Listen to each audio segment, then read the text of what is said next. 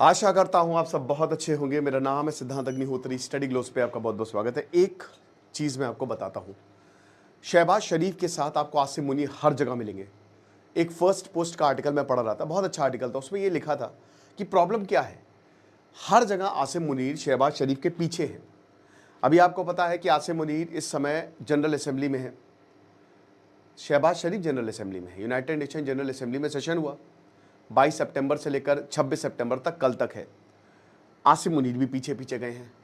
China में Tianjin SCO summit में आसिम मुनीर भी पीछे पीछे गए। नो, आसिम मुनीर के पीछे शहबाज शरीफ गए। और कहा तो ये भी जा रहा है कि आसिम मुनीर ने बंद कमरों में शी जिनपिंग से अलग से मीटिंग की। लेकिन हम इसकी चर्चा नहीं करेंगे। आसिम मुनीर जो है वो हैं। आप ये मान के चलिए कि आज नहीं तो कल Asim Munir will take over Pakistan. He will be the next dictator, ये तो श्योर है। अब ये कब होगा, हो सकता है साल एंड में हो जाए। और शहबाज शरीफ कहीं ना कहीं बहुत डरा हुआ है। रेड कारपेट बिछाई है उसने आसिम मुनीर के लिए। पॉलिटिकल, देखिए आसिम मुनीर बेस्ट है इस समय पोजीशन में। उसने पूरे पाकिस्तान को चूरन दे दिया। पाकिस्तान की किताबों में ये दिखाया जा रहा है कि अब ये वॉर जीत गए। बताइए, मतलब वैसे ही 1971 में जैसे उनको लगा था कि नहीं नहीं पाकिस्तान और बांग्लादेश एक ही थे और एक ही रहे, तो हमने, तो ये सारी बातें चल रही हैं। और आपको पता है कि वो झूठ पे ही पूरा देश टिका हुआ है, तो आप कुछ कर भी नहीं सकते। अब आसिम मुनीर को पता है कि भाई देखो, पाकिस्तान में तख्ता पलट सही नहीं रहेगा। देखिए सारा काम वही संभाल रहा है। लोगों को भी पता है कि शहबाज शरीफ प्रधानमंत्री है, पपेट प्राइम मिनिस्टर है वो। और आसिम मुनीर का इससे काम भी हो रहा है, क्योंकि अगर तख्ता पलट हुआ तो बहुत सारे देश अपना साथ खींच लेंगे। तो सब कुछ बढ़िया चल रहा है। फिर शरीफ परिवार की काफ़ी बनती है। ये शहबाज शरीफ का जो भाई है नवाज शरीफ, उसका लगभग फांसी पर लटका दिया गया था। परवेज़ मुशर्रफ ने उसको फांसी पर लटका ही दिया था। ये तो सऊदी ने दखल अंदाजी की और बोला कि भैया क्या है, बहुत अच्छे खासे बिजनेस है ना इसके। तो ये मान के चलिए कि शायद तख्ता पलट हो सकता है, अभी ना हो लेकिन होगा ज़रूर, क्योंकि अमेरिका का सपोर्ट दिख रहा है। और जिस तरीके से पूरी दुनिया में हालचाल बदल रहे हैं, तो दिक्कत। अब ये आदमी जो है, ये दोनों मिल रहे हैं डोनाल्ड ट्रंप से। आज डोनाल्ड ट्रंप जो है इन दोनों से मिलेंगे। अब इस पर नज़र रहेगी। तो मैं आपको पॉइंट्स में बताऊंगा कि इसका मतलब क्या है। बाकी बता दूं कि AI प्लस यूट्यूब दोस्तों कल तक ये सेल है। अगर आप इन दोनों कोर्स को खरीदना चाहते हैं तो आप कॉम्बो कूपन कोड यूज़ करें। हमारे दोनों AI के कोर्स और यूट्यूब के कोर्स ये मात्र 1200 रुपये में मिल रहे हैं।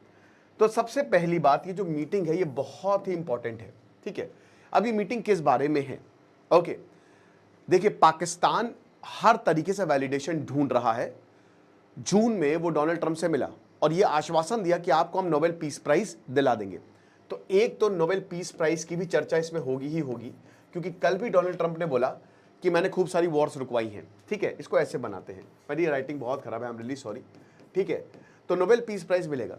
तो कल भी डोनाल्ड ट्रंप ने बोला कि मैंने 7 वॉर रुकवा दी, जो परसों यूनाइटेड नेशन में जो उसने स्पीच दी थी, बहुत ही उल जलूल, 15 मिनट बोलना था 1 घंटा बोल गए। ओके, तो एक तो ये चीज़ है। दूसरा पॉइंट सबसे इंपॉर्टेंट है कि जो जियो पॉलिटिक्स बदल रही है। भाई यूके सऊदी का दौरा किया है यहाँ पे शहबाज शरीफ ने, 17 सितंबर में अमेरिका का भी दौरा किया है। आसिम मुनीर को इन्होंने पहले ही बुला लिया। भारत ने मारा, ये नंगे हो गए, इनकी बैंड बज गई, ये घबरा गए, बहुत ज़्यादा घबरा गए थे। इन्हीं के DGMO ने फ़ोन किया था।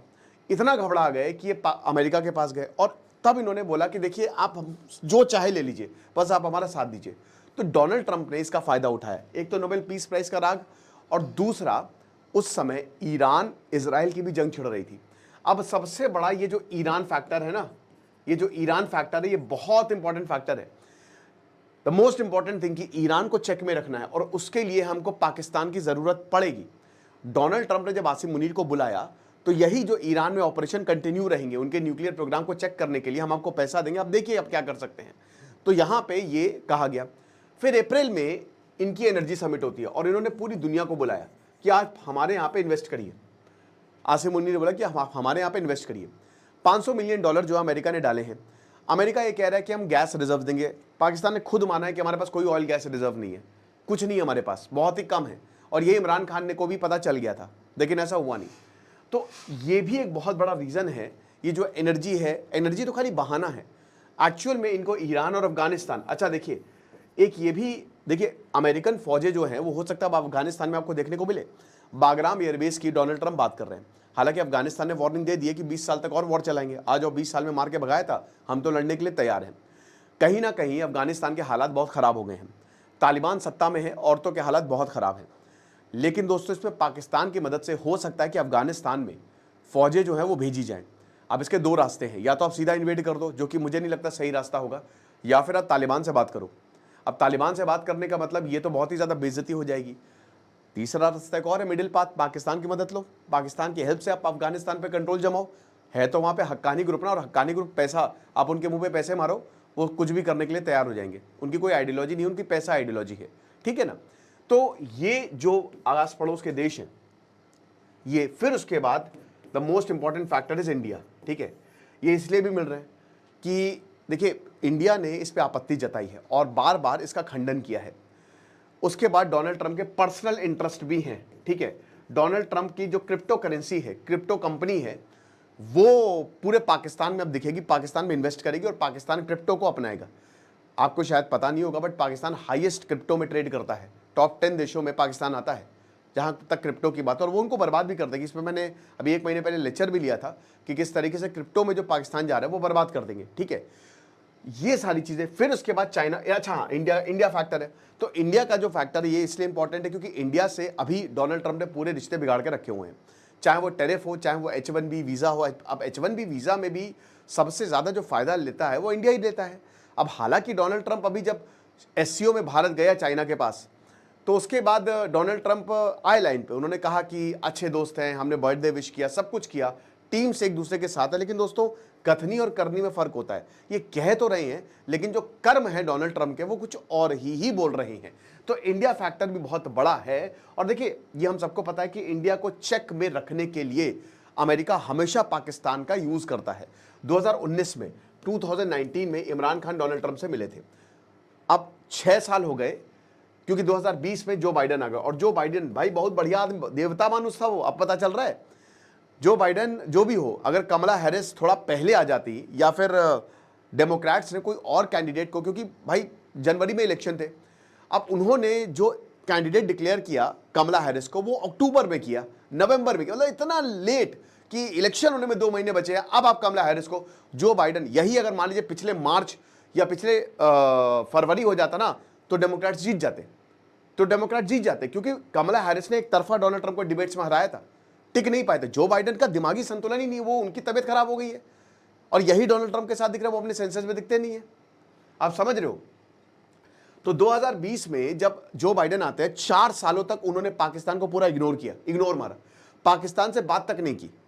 अब फिर से डोनाल्ड ट्रंप आ गए हैं और 6 साल बाद शहबाज शरीफ पहले प्रधानमंत्री बने हैं जो कि डोनाल्ड ट्रंप से मिलेंगे। 6 साल बाद इस तक कोई नहीं आया, ना कोई गया, ना उन्होंने बुलाया। हालांकि आसिम मुनीर मिल चुका है, ऑलरेडी लंच खा चुका है, चिकन बकरा नोच चुका है, लेकिन अब जो है वो डोनाल्ड ट्रंप इनसे मिल रहे हैं। तो ये बड़ी बात है। ये सारे पॉइंट्स अगर आप देखो तो ये एक ही चीज इशारा करता है कि पाकिस्तान को कब्जे में लेना चाहता अमेरिका। एक और चाइना फैक्टर है, चाइना फैक्टर की हम अगले लेक्चर में बात करेंगे कि इनको लगता है जैसे भारत की जो नॉन अलाइन मूवमेंट की नीति है, पाकिस्तान उसको खेल जाएगा। इस्लामिक नेटो की ऑलरेडी बात हो रही है जिसमें डोनाल्ड ट्रंप काफी ज्यादा खुश दिखाई दे रहे हैं। जो अभी डिफेंस पैक्ट हुआ है उससे अमेरिका नाराज नहीं है, बल्कि अमेरिका खुश है। अमेरिका का तो काम ही हो रहा है ना कि भाई हाथ गंदे अमेरिका को नहीं करने, और भाई अगर ऐसे डिफेंस पैक्ट और होते हैं तो इसमें भी अमेरिका को फायदा मिलेगा। क्योंकि मत भूलिए पाकिस्तान अमेरिका के पैसों पे पलता है, अमेरिका पैसे दे रहा है, चाइना जो पैसे देता है वो बहुत ही खतरनाक तरीके से पैसे देता है, सब कुछ ले लेता है। तो अमेरिका पैसे देता है वर्ल्ड बैंक और IMF के थ्रू, तो बढ़िया करता है। तो ये इसके मायने हैं। हालांकि मीटिंग के बाद चीज़ें और ज़्यादा समझ में आएंगी और देखते हैं क्या बोलते हैं डोनाल्ड ट्रंप, वो उसमें नज़र लगे रहेगी। आपको क्या लगता है मुझे कमेंट बॉक्स में बताइएगा। Thank you so much.